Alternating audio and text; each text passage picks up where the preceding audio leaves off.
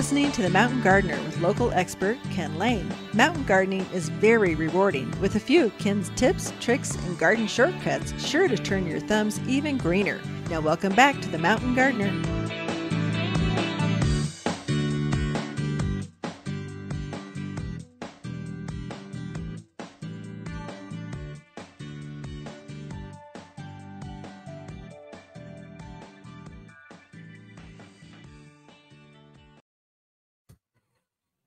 And we are back with Lisa Waters Lane in the studio. She comes each week. We just give this segment to her so she can impart some, well, a different voice, a prettier voice, brighter voice, smarter voice in the garden advice.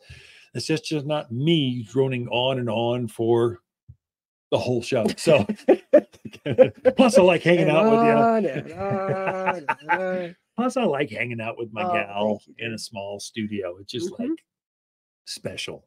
It is. Really? Sure. What do you like most about it? I knew. I was like, this won't end here. I know that. Welcome to the studio again this week. Thank you. We're finally getting some colder weather. We had a beautiful fall. I know it's not winter yet, but it is in 2 it was weeks. just gorgeous. But it's nice to have the change in seasons. Yeah, very much. I like that. Yep. So I've started. It finally got cold enough. I think the bugs. I've seen a couple box elder bugs.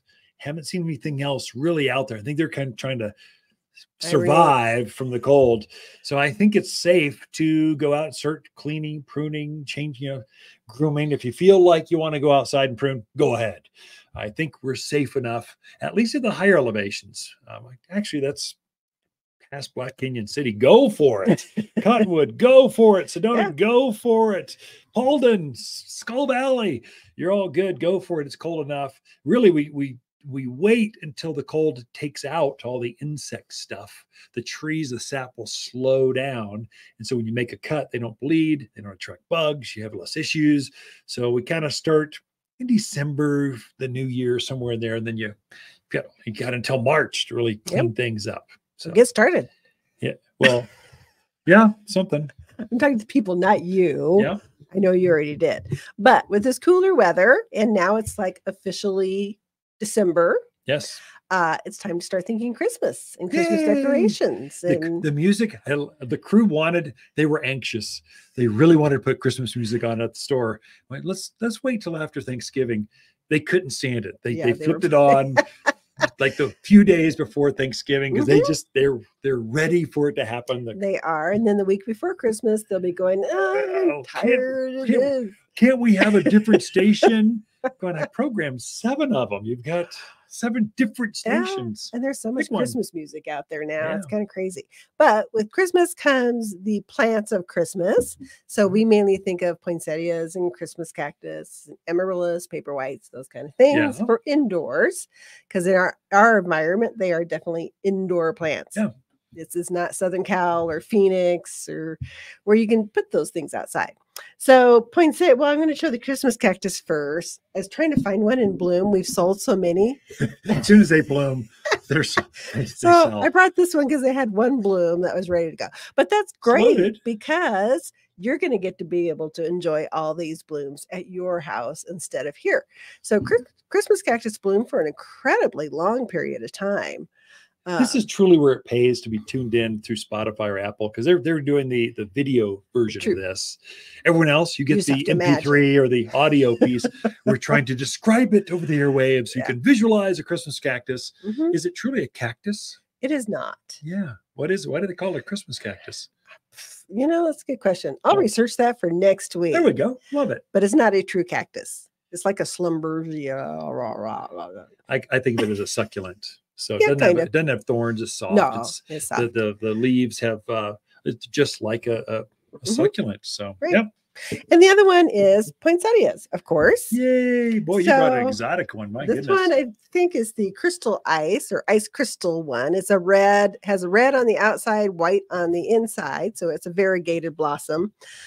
This one's coming home to our house. Yay! Because I just love the colors on it. I think it's very different. It's nice and light, but the traditional red, but they come up with so many colors now, variation. It's so fun playing with It's cameras. so fun. But have you ever wondered why?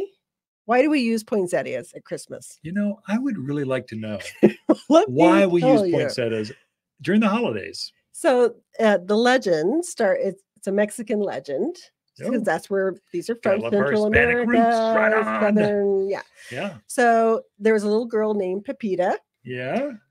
They were going to church for the Christmas Eve, the nativity scenes, the festivities, that kind of stuff. And she didn't have a gift to bring the baby Jesus. So she was very upset that she didn't have a gift. And her cousin said, you know, baby Jesus doesn't care. He just wants you there to enjoy and be happy. But she was very sad. So on the way to the festival, she picked some weeds and she laid them at the nativity in front of the baby Jesus. That is very cool. And then cool. the miracle was that they turned bright red and beautiful. Oh, that's amazing. That's the Mexican part. Yeah. Part of why we have poinsettias. But how did they come to America? How did they come to America? Well, let me tell you. It was in the 1800s. Our first ambassador to Mexico, his name was Joel Robert Poinsett. Yeah, there we go. And he brought them back to the States, but they weren't very popular, especially for Christmas. People were, they liked it was something different. That's when, a lot of new introductions were formed because people were traveling more and bringing stuff back. And it was a cool plant to have, but it wasn't really associated with Christmas until, you know who Paul Eckie is? Oh, yeah. So Eckie Poinsettias, Paul Eckie and that family. I've met Paul before. He's passed, but his family's now taken it over. Right. But I've met Paul personally. He's introduced most of the poinsettias we know today. Right. So he was big into poinsettias, right? So he came, this is something you would come up with. He came up with the idea, how do you make them popular? Right. So he took them to all the TV studio stations throughout the country.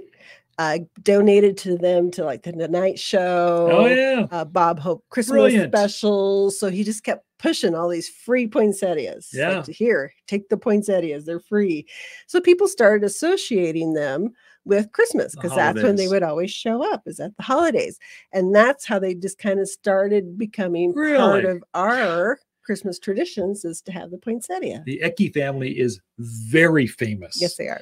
In the plant world, if you're a plant botanist at all, they're the ones. Mm-hmm. And their family's now taking it over. But Paul, that would have been the 70s, 80s, I would think. That's about the time frame.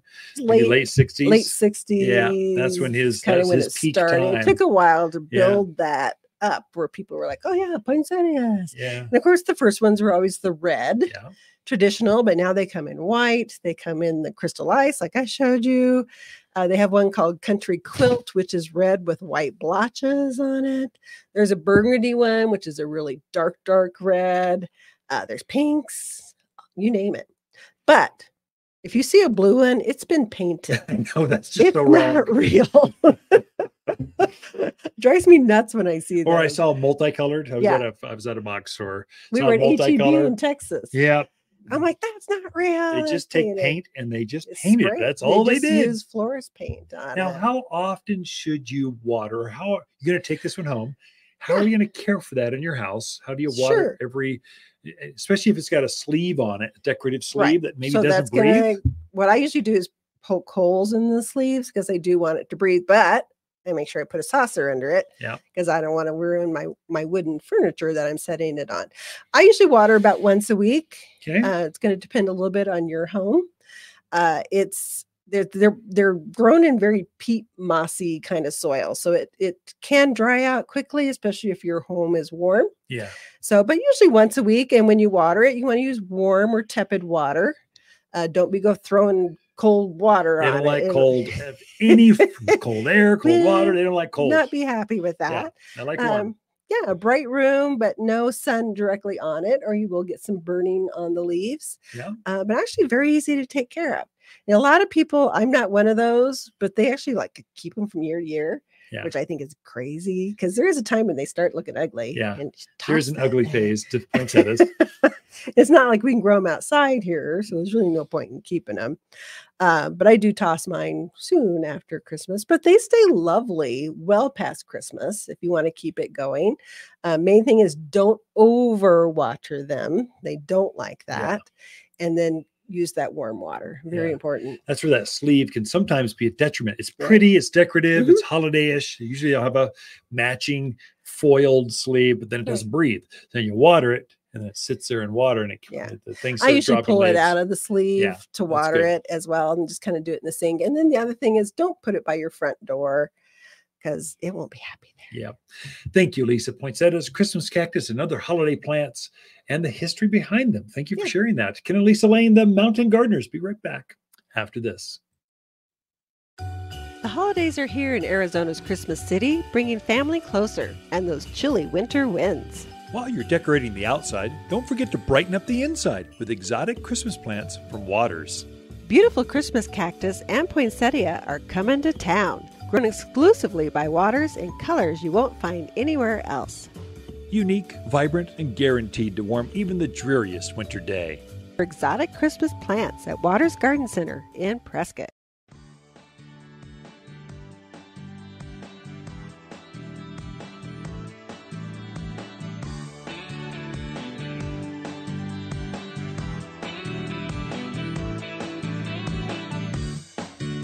Look for more tips, tricks, and garden shortcuts through Ken's website. Podcast the show, read his weekly garden column, or follow him on Facebook and Instagram at wattersgardencenter.com. That's Watters with 2 T's, gardencenter.com.